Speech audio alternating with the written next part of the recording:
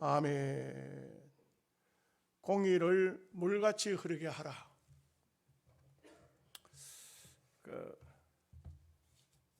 우리가 사는 세상에 보면은 물은 높은 곳에서 밑으로 흐르는데 이 흐르는 물을 역행하려고 하는 것은 굉장히 힘들죠.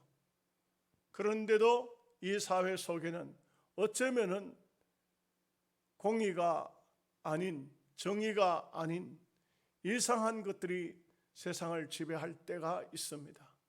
그런 세상은 백성이 되게 피곤하고 힘듭니다. 새로 대통령이 취임을 하고 또 직전 대통령은 이제 자기의 마련된 저 양산에 있는 주택으로 떠났습니다. 제가 양산 감산기도원에 부흥회를 할 때에 마지막 날 그 원장님하고 대화를 하는 중에 어떤 분하고 얘기하는 것을 또 내하고 대화를 하고 있으면서 통화를 하더라고 하는데 그 이야기를 들으니까 깜짝 놀랐습니다. 거기에 양산에 지금 대통령이 내려오는, 전직 대통령이 내려오는 그 시간에 한 10,000명 이상 정도가 데모대가 모여 있다는 것입니다. 현수막을 내걸고 그 현수막에는 이북으로 가라, 아니면 영남 지역에는 살지 마라, 최소한 양심이 있다면 호남으로 떠나라, 이렇게 현수막을 갖다 걸고 시위대가 거기에 텐트를 치고 기다리고 있다는 거예요. 전직 대통령을. 뉴스에는 전혀 나오지 않더라고요. 나오지 않는데, 그래서 이제 기도원 원장이 상세하게 물어봐요. 그런데 이제 물어보니까 지역에서도 아주 전직 대통령을 반대하는 사람들이 결성이 돼 가지고 그 사람들도 매달 며칠 날은 그 사람들이 하고, 또 전국에서 또 이 전직 대통령을 싫어하는 사람들이 나와 가지고 또 텐트를 치고 그곳에서 데모대가 있고 경찰들이 몰려오고, 이런, 왜 이렇게 나라가 참 어지러워야 되는지. 근데 우리가 TV에서는 보셨지만 퇴임하는 대통령의 칭찬이 늘어졌지 않습니까? 얼마나 그냥 지지율이 40%를 계속 유지한 대통령이라고, 우리나라 역대 최고의 대통령이라고 자하자찬 극구 칭찬을 하는데 그 양산의 자택은 전혀 보여주지 않더라고요. 지금 현재는 상당히 심각하게 데모하고 있는 이런 모습이라고 할 수 있습니다. 또 들려오는 이야기에 들리면은 지방선거 끝나고 난 다음에 여의도에서 또 새 대통령을 쫓아내기 위한 총걸기 대회가 있다, 이런 얘기가 들리고 있습니다. 참 보면은 눈으로 보는 것이 다는 아닙니다. 우리가 사는 세상에 눈에 보이는 것이 다가 아닙니다. 근데 이제 제일 문제가 뭐냐면, 어느 사회든지 공의와 정의가 물처럼 흐르는 사회가 되면은 그야말로 우리가 성경에서 보면 한 인물을 끄잡아낸다면 다니엘 같은 사람은 총리가 됐지만 성경을 보면은 그에게 무슨 올가미를 씌우려 해도 씌울 것도 없고, 무슨 죄를 찾으려 해도 죄도 없고, 이 사람의 무슨 흠을 찾으려 해도 흠조차도 없는 그런 사람이었어요. 그리고 그 사람들이 이 사람을 어떻게든 간에 밀어내기 위해서 했던 것이 바로 어떤 신에게도 절하거나 기도하거나 하면 사자굴 속에 던져 넣자, 이것을 다리오 임금한테 가서 의인을 받아낸 것입니다. 한 달 동안이나 그렇게 하자 했는데, 그런데 한 달이 뭡니까? 다니엘은 그 의인이 찍힌 것을 알고도 기도했다는 것이죠. 그랬을 때 하나님께서 오히려 다니엘이 사자굴 속에 떨어졌지만 사자의 입을 막으셨고, 결국 다리오 임금에 의해서 사자굴 속에서 다니엘을 건져낸 다음, 그 다음에는 다니엘을 모함했던 사람들을 다 죽인 것을 볼 수가 있습니다. 오늘 또 청와대가 개방되고 난 다음에 저도 그 부분은 처음 봤습니다. 청와대 국보급 불상이 그 청와대 뒤쪽에 있더만요. 나는 그거 오늘 뉴스 나오니까 처음 봤습니다. 아마 어떤 제가 볼 때 그냥 일반 시민은 아닌 것 같아요. 50대 여자라고 하는데 거기 있는 접시를 던져가지고 깨버렸다니. 화가 나니까 그 돌은 때려봤자 안 되니까 접시를 왜 접시가 뭔 접시인지 모르지만 접시가 사기 접시가 있으니까 그걸 집어던져 깨버렸는데 틀림없이 그 교인 아닌가 싶어요. 근데 청와대 안에 그런 불상이 있었다는 것도 참 신기합니다. 어떻게 그런 일이 있을 수가 있는지. 우리 나라의 불교 국가도 아닌데. 또 참 묘한 것은 대통령 취임식에 참석한 사람들이 그 사진을 찍어가지고 올렸는데 보니까 대통령 취임식 직전에 하늘에 무지개가 쫙 떠가지고, 그래가지고는 그 무지개가 취임식이 끝나니까 이제 그제서야 사라졌다는 것이죠. 그 무지개를 찍은 사람, 여러분 아마 유튜브나 여러분들 누구한테 이제 받아보신 분은 거의 다 받아보셨겠죠. 저도 매 사람이나 그걸 보내와서 봤습니다. 이 무지개는 우리가 무지개하면 언약, 하나님이 약속, 무슨 약속을 하셨을까? 하나님이 우리에게 어떤 징조로 그것을 보여주셨을까? 비도 한 방울 오지 않았는데 하늘에 무지개가 떠 있었다는 것은, 이것은 참 어떻게 얘기를 하겠습니까? 하나의 신비한 광경일 수밖에 없는데, 이렇게 복잡한 세상, 전직 대통령이 자기 집에도 들어가지 못하도록 대모대가 모여서 과음을 치고 있고, 새 대통령이 되지만 너 새 대통령 두고 봐라, 멀지 않았다, 또 나라를 시끄럽게 하려고 하는 그런 조짐을 가지고 있는 때 대통령이 취임하는 하늘에는 무지개가 떠 있다. 이것은 어떤 상징성이 있을까요? 우리는 참으로 시대적으로 보면은 이 시기가 말세 시기가 틀림이 없습니다. 이 혼란하기 그지없는 이런 시기입니다. 수많은 그 성도들이, 믿음의 사람들이 그렇게 글을 써 올리더라고요. 윤석열 대통령님, 당신이 어릴 적에 서울 영락교회를 다니면서 목사가 되고자 했던 그 꿈을 목사는 되지 못했을지라도 이 나라의 목자가 되었으니 정의롭게 공의롭게 민족을 이끌어 달라는 그런 글들이 인터넷에 올라오는 것을 읽어보았습니다. 어느 사회나 어느 시대나 마찬가지지만 공의가 깨져버리고 정의가 사라진 세상은 하나님의 심판이 다가올 수밖에 없는 것입니다. 그래서 아모스 선지자는 아모스서가 9장까지 있어요. 사회를 향해서 외치는 것은, 아모스가 외치고 난 다음에 사실 그렇게 오래 가지 않았어요. 나라가 북쪽 이스라엘이 망했거든요. 그것은 너희들이 지금은 잘 먹고 부유하고 잘 살지만 공의와 정의를 버리고 나면 너희들에게 남아있는 것은 하나님의 심판밖에 없다, 이겁니다. 제가 소선지서를 하면서 이 소선지서는 그반 대체적으로 보면은 이런 상당히 그 시대적으로 민감하다 보니까 주로 책망에 대한 말씀이 많아서 호세아, 아모스서로만 호세아, 요엘, 아모스인데 여기서만 끝을 내고 또 다시 다른 성경으로 옮겨가야 되겠다 하는 그런 생각을 했습니다. 오늘 또 말씀은 거의 유사한 말씀입니다. 조금 내용들이 약간씩 이렇게 바뀌기만 했지 거의 유사한 내용인데, 결국은 한마디로 말하면 회개하고 하나님께 돌아오라, 이런 뜻입니다. 회개하고 하나님께 돌아오면 너희들에게 살 길이 열리고, 회개하지 않고 그대로 머물러 있으면 결국은 망한다, 이런 뜻이 되겠습니다. 자, 14절 15절 말씀을 함께 같이 읽겠습니다. 너희는 살려면 선을 구하고 악을 구하지 말지어다. 만군의 하나님 여호와께서 너희의 말과 같이 너희와 함께 하시리라. 너희는 악을 미워하고 선을 사랑하며 성문에서 정의를 세울지어다.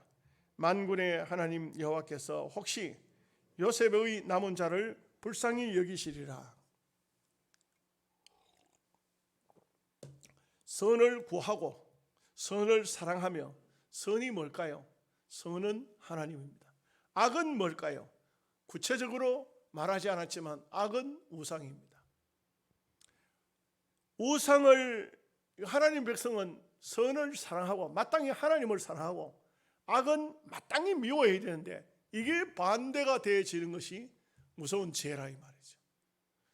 죄가 무슨 죄입니까? 죄가 어떤 게 죄입니까? 하라는 것을 하지 않고 하지 말라는 것을 하는 것이, 이것이 바로 죄인 것입니다. 우리가 하나님의 백성이라고 말한다면 하나님이 무엇을 지시하느냐, 마음속에 성령의 감동이 오고 해야 될 것을 알면서도 하지 않는 것은 분명히 죄입니다. 그렇기 때문에 우리에게 주어져 있는 책임이 있어요. 각자 다 저나 여러분이나 책임이 있습니다. 그것은 제가 설명하지 않아도 목사가 뭘 해야 되는지는 목사 자신이 잘 알고 있어요. 장로가 뭐라고 말하지 않아도 장로는 장로의 해야 할 일이 뭔지를 잘 알고 있어요.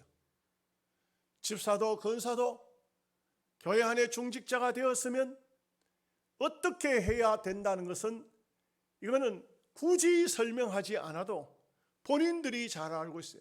그것을 성령께서 마음에 이렇게 해라고 하는데도 그걸 거절하는 것이 악이다 이 말입니다. 그것이 바로 죄다는 것입니다. 죄가 무슨 특별히 사람을 죽이고 무슨 간음을 하고 도적질을 하고 그런 것이 그런 것도 죄죠. 그것도 큰 죄입니다. 그러나 진짜 큰 죄는 뭐냐? 하나님을 거역하는 것입니다. 하나님이 마음속에 성령의 감동을 통해서 시키는데도 거절하는 것입니다. 여러분, 우리가 어째 보면 물질이라는 것은 굉장히 귀하잖아요. 누가 말하기를 제2의 하나님이라고 말해요. 하나님을 첫 번째, 두 번째는 물질이라고. 예수 믿는 사람도 이 돈이 얼마나 귀합니까? 그런데 이 돈을 가난한 사람을 위해서, 어려운 사람을 위해서, 지금 환난당한, 공고를 당한 사람을 위해서 내 주머니에 돈을 쓸 수 있느냐 없느냐 하는 것을요, 분명히 마음속에 성령이 지시를 합니다. 제가 그것을 일명 거룩한 부담감이라고 이렇게 별명을 붙였습니다. 어떤 목사님 사모님이 수술을 하는데, 그런데 그 목사님도 병이 나서 늘 병원을 다니는 목사님이신데, 이분을 돕자고 하니까 어떤 분이 이제 자기도 이제 하겠다고 개인적으로 얘기를 하고는, 그래서 내가 개인적으로 나한테 연락이 와서 나도 얼마큼 부담을 하겠다고 말을 한 분이, 제가 물어봤어요. 야, 그 통장에 입금이 됐는지 한번 찾아봐라. 아무개 목사님이 지금 이렇게 병원비를 좀 입금해 주겠다고 했는데 왔는지 확인해봐. 그 확인을 하고 난 다음에 안 들어왔습니다. 다음 날 가서 또 확인해봐라. 안 들어왔습니다. 3일째 가서 또 확인해봐라. 안 들어왔습니다. 그래서 어려운 사람을 구제하겠다고 말은 했는데 안 한다 이 말이죠. 그래서 정말 이상하다. 그래가지고는 한참 시간이 지난 다음에 제가 얼마큼 이제 그 모금이 얼마 됐다는 것을 액수를 밝히면서 제가 그 말을 했어요.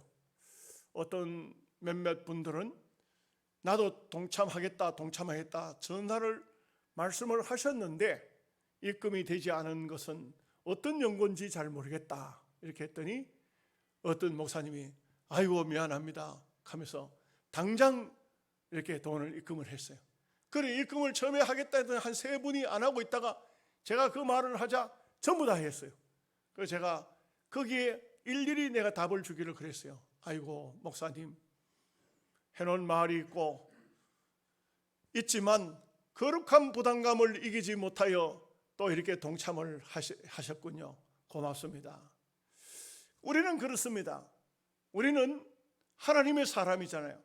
만약에 그 목사님들이 그렇게 거룩하고 좋은 일에 동참하겠다 하고 마음속에 성령께서 너가 동참해라 하는데도 그걸 눌리고 하지 않고 끝까지 한다는 것은 성령을 거스른다 이 말입니다. 그래서 우리가 악이 뭐고 선이 뭐냐? 하나님을 섬겨야 할 장소에 섬기는 것이고 마귀를 사탄을 배격해야 할 장소에 배격하는 것이 바로 선과 악을 구분하는 것이다 이 말이죠. 여러분 솔직히 우리가 생각할 땐 살인죄가 제일 무서운 죄 같고 도적질 죄가 굉장한 죄 같지만 엄격히 따지면요 그거는 사람과 사람의 관계예요. 그런데 진짜 무서운 죄는 뭐냐? 하나님의 성령을 거스르는 죄라고. 이게 제일 무서운 죄예요. 그래서 히브리서 성경에는 한번 비침을 받은 자가 능히 버림을 받을 수 있다고 했어요. 그런 사람을 멀리하라고 했죠. 썸뿌리라고. 썸뿌리. 그래서 성령의 비침을 받은 자, 성령의 감동이 오지만 거절하는 자, 그래서 성령 해방죄라고 말해요. 성령을 속인다 이거죠. 성령 해방죄라고 합니다. 성령 해방죄는 성경이 보니까 사함을 받지 못한다. 고범죄에 속한다. 그렇기 때문에 오늘 선지자는 이 말씀을 하고 있는 것입니다. 너희가 선을 구하고 악을 구하지 말라. 선과 악이 무엇이냐? 제가 방금 말씀드린 것처럼 성령의 감동이 오는데 그걸 막아버리는 것이 바로 악입니다. 하나님을 거절하는 것입니다. 15절에서 16절 말씀까지 17절 말씀까지 보겠습니다. 16절에서 17절입니다. 같이 읽겠습니다. 그러므로 주 만군의 하나님 여호와께서 이와 같이 말씀하시기를 사람이 모든 광장에서 울겠고 모든 거리에서 슬프도다 하겠으며 농부를 불러다가 애고하게 하며 울음꾼을 불러다가 울게 할 것이며 모든 포도원에서도 울리니 이는 내가 너희 가운데로 지나갈 것임이라 여호와의 말씀이니라. 왜 웁니까? 우는 것은 여러 가지 이유가 있겠지만 이스라엘 백성들이 통곡하고 우는 것은 크게 실패했을 때일 것입니다. 말씀대로 살지 않으면 절대로 복은 올 수가 없어요. 사람의 계획대로 다 될 것 같으면 성공 못할 사람 아무도 없습니다. 그런 말을 하잖아요. 말로 떡을 하면 대한민국 사람 다 먹는다. 세계 민족 굶는 사람이 없다. 여러분 우리가 하나님의 말씀을 어기고 거절하고 그러면 나타나는 현상이 있습니다. 어떤 것이 나타나냐? 될 듯 하면서 안 되는 겁니다. 우리가 믿음의 사람은 정말 믿음으로 사는 사람은 묘하게 놀랍게도 우리 생각보다는 더 세월이 흘러보면 그게 정말 하나님의 답이고 그게 된 것입니다. 나는 안 된 것 같은데 하나님의 답은 세월이 흘러보면 그게 되는 겁니다. 저는 집회 나가면 꼭 그 이야기를 합니다. 저는 어릴 적에 굉장히 힘들었습니다. 그래가지고 마음속에 생각할 때 정말 하나님이 계시는가, 하나님이 계신다면 이럴 수가 있겠는가 하는 그 마음이 은연중에 있었고, 그리고 어느 정도 제가 나이가 20살이 돼서 하나님을 찾을 때 제일 먼저 생각이 떠오르는 것이 그 생각이 떠오르더라고요. 정말 하나님이 계실까? 하나님이 살아 계신다면 왜 나에게 그렇게 힘들게 했을까? 이 세상의 모든 균형이 좀 안 맞는 이 불균형 현상, 이거는 하나님 계신다면 이럴 수가 있을까 했었습니다.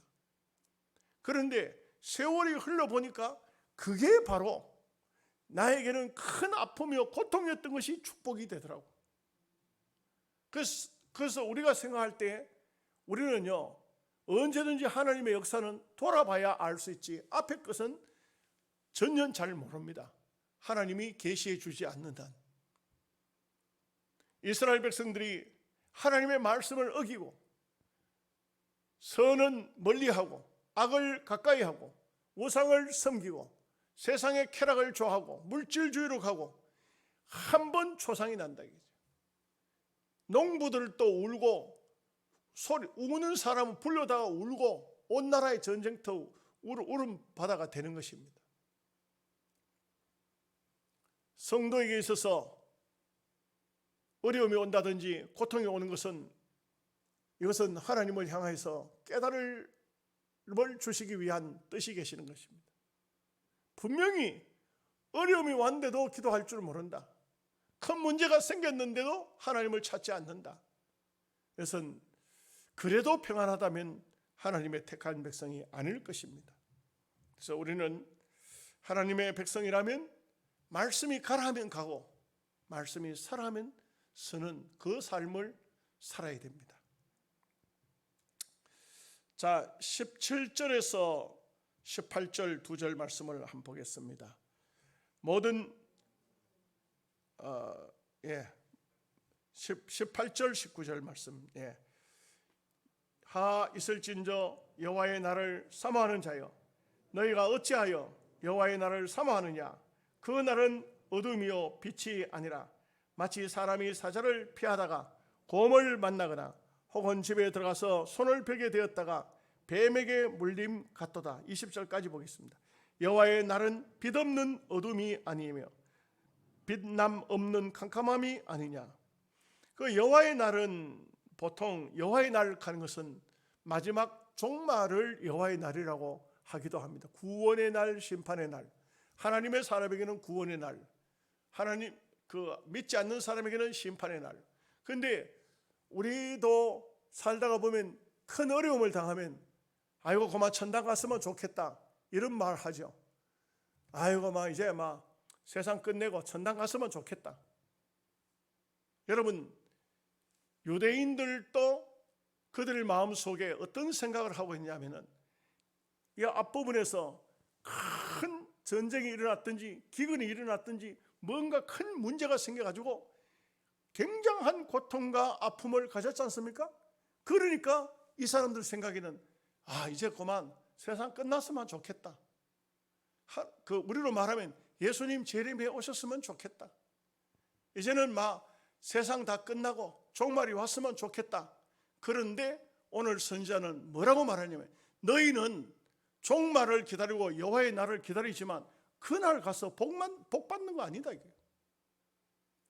여러분, 믿음으로 살아야 마지막 종말에 주님 앞에 섰을 때도 당당하게 설 수 있죠. 말씀으로 사는 사람이 당당하게 살죠. 이게 잘못된 계산하는 사람 많아요. 엉뚱한 짓 해놓고 세상 사람에게 욕도 먹습니다. 그리고는 하는 말이 하나님 내 마음 아시죠? 알기는 뭘 알아요? 말도 안 되는 짓을 해놓고 자기가 잘못해놓고 예수 믿는 성도들이 바로 살지 못하고 하나님 내 마음을 아시죠? 하나님 뭘 안단 말이에요? 죄 짓고 우상 섬기다가 시큰 두드려 맞아서 울다가는 아이고 이제 그만 천당 갔으면 좋겠다. 천당? 하나님이 그 사람에게 천당 주겠어요? 얼마나 이상한 말을 지금 하고 있는 거예요. 지금 오늘 말씀이 지금 말씀이 바로 이 말씀이에요. 여호와의 날에 임했으면 좋겠다. 그런데 선지자는 말합니다. 여호와의 날에 너희들에게 복 줄 줄 아느냐? 그날 너희들 캄캄한 날이다. 그날 너희들 망하는 날이야. 그날이 지금보다 더 슬픈 날이야. 왜? 믿음으로 안 사니까. 믿음으로 살아야 종말이 다가올 때 기쁨과 감사의 한의의 세계로 우리는 주님과 함께 들어갈 수 있죠. 믿음으로 살지 않는 사람에게 하나님이 무슨 복을 주신다는 말인 것입니까? 그렇기 때문에 신자에게 있어서 여호와의 날을 기다리기 위해서는 마지막 심판의 때, 종말의 때 주님의 세계가 돌아올 때에는 정말 기쁨과 감사에 맞이할 수 있도록 믿음으로 살아야 됩니다.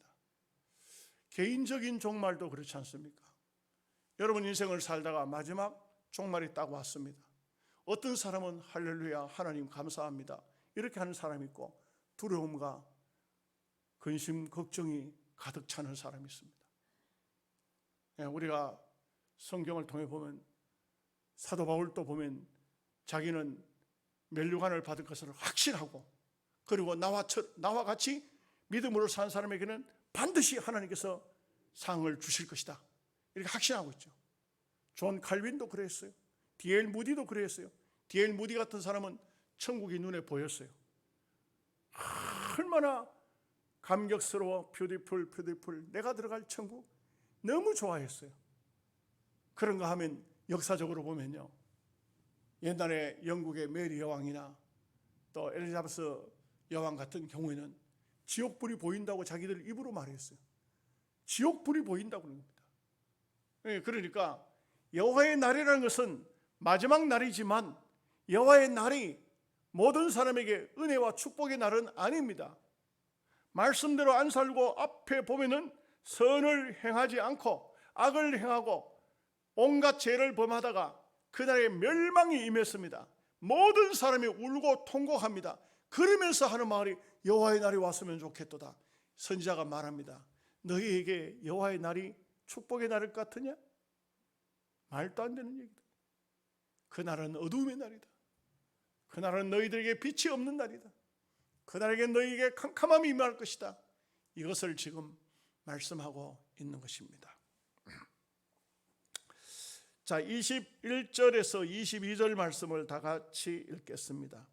내가 너희 절기들을 미워하여 멸시하며 너희 성회들을 기뻐하지 아니하나니 너희가 내게 번제나 소제를 드릴지라도 내가 받지 아니할 것이요 너희의 기름 살찐 희생의 화목제도 내가 돌아보지 아니하리라.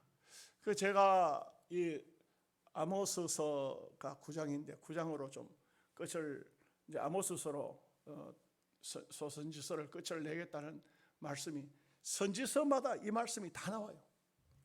이사야 선지자도 보면 누가 그런 재물을 원했느냐, 그런 재물을 가져오지 마라.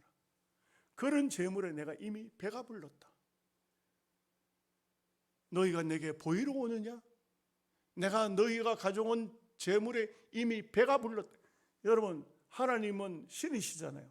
그런데 우리 사람 의인하에서 인간적인 생각으로 배부른 사람 뭐 먹을 수 있어요?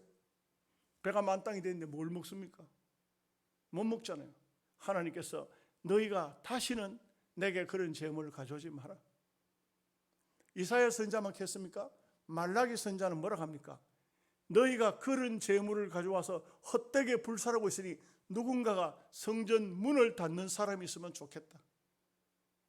선지자가 뭐라 합니까? 너희가 아침에는 주의 전에서 얼굴이 보이고 저녁에는 우상의 정각에서 얼굴이 보이니 어쩌면냐? 이게 사람이 아침 저녁으로 다르다. 이게 아침 저녁으로. 오늘 뉴스를 보는데 아주 민주당의 윤호중 씨 비상대책위원장이죠, 그죠? 이분이 평상시에 윤석열 씨 그 부인되는 김건희 씨 엄청 깠거든요. 그런데 김건희 씨를 오늘 그 대통령 취임식상에서 만났는데 여러분들 화면을 보셨는지 모르겠지만 무슨 얘기를 했는지 모르지만 그 김건희 씨는 이렇게 쳐다보고 웃고 있는데 윤호중 씨는 입을 틀어막고 웃었어요. 그게 사진에 딱 찍혀서 나오는데 민주당 쪽에서 난리가 난 거예요. 난리가 난 거예요. 윤호중 씨를 향해서 그 김건희 씨 남편하고 같은 윤 씨라서 그렇게 좋아했느냐 이래가지고 막 별별 이야기가 다 나왔어요. 그렇게 했는데 또 딱 취임식 끝났죠. 그 다음에 민주당에 가서 비상대책위원장으로 마이크를 잡고 한마디 해요. 윤석열 씨, 김건희 씨 털고 갑시다. 당신들도 수사 받으시오. 여러분 참 어떤 생각이 드세요? 그래서 누가 거기에 댓글을 달기를 어떻게 정치인들은 금방 엎었다가 뒤집었다가 엎었다가 그게 어째 보면은 정치하는 사람들이 가장 그 겉과 속이 다른 것 같아요. 성도들은 그렇게 하면 안 되죠. 아침 저녁이 다르면 안 되죠. 낮과 밤이 다르면 안 되죠. 교회에 왔을 때와 교회 밖에서 삶이 달라서는 안 되죠. 오늘 말씀이 바로 그런 삶을 사는 사람이 하나님 앞에서 무슨 화목제를 드리고 무슨 번제를 드리고 하나님께서 그런 제물 안 원한다 이 말이에요. 우리가 하나님이 원하시는 것이 어떤 것이라 했습니까? 앞부분에서도 보았듯이 하나님은 공의를 원하시고 정의를 원하신다. 하나님이 원하시는 건 뭐냐? 제사를 얼마나 열심히 드리느냐, 그걸 원하지 않으신다. 우리가 정의롭게 공의롭게 살면은 그것을 좋아하신다. 어쩌면은 교회 안에서 예배보다 교회 밖에서 예배를 하나님은 더 중하게 생각하신다. 이 말씀인 것입니다. 여러분, 우리도 이런 말씀을 대해보면 마음에 많이 찔리잖아요. 과연 교회 밖에서도 내가 예수 믿는 사람처럼 생활을 살면서 그 생활이 하나님 앞에 예배 드리는 것처럼 거룩하고 엄숙한 삶을 살고 있는가? 많이 찔리잖아요. 이렇게 믿음으로 안 살기 때문에 하나님께서는 가져오지 마라. 내가 돌아보지도 않는다. 자, 23절, 24절 말씀을 읽어보겠습니다. 같이 읽습니다. 내 노래 소리를 내 앞에서 그칠지어다. 내 비파 소리도 내가 듣지 아니하리라. 오직 정의를 물같이 공의를 마르지 않는 강같이 흐르게 할지어다.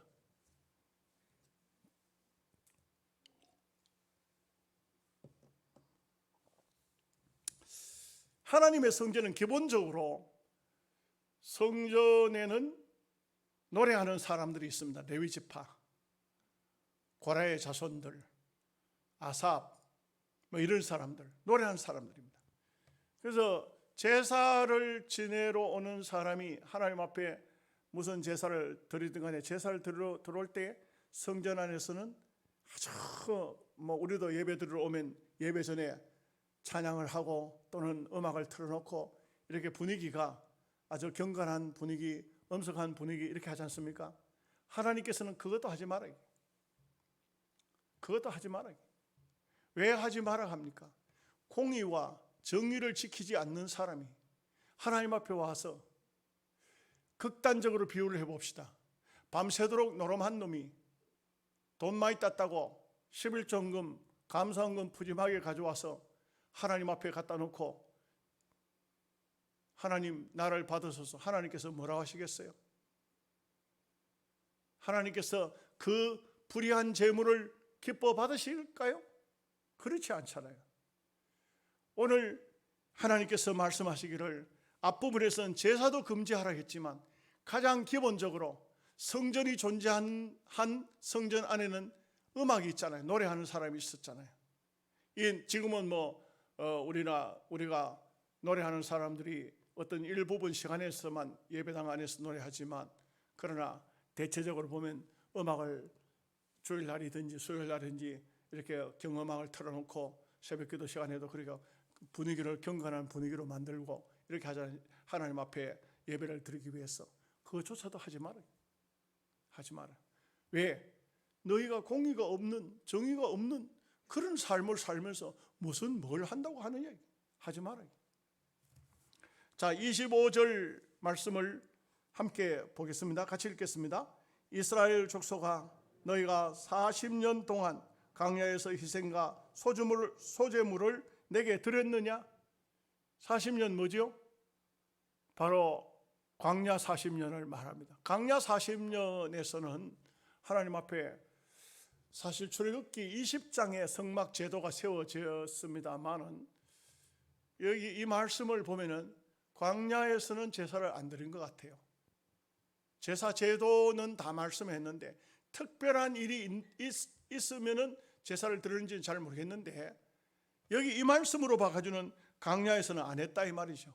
그렇지만 하나님께서는 그 이스라엘 백성들 다 이끌어 주셨고 은총을 주셨고 만나 매출하게 주셨고 그들의 삶을 다 축복해 주셨잖아요. 무엇을 말하고 있는 것입니까? 제사가 문제가 아니라는 것이죠.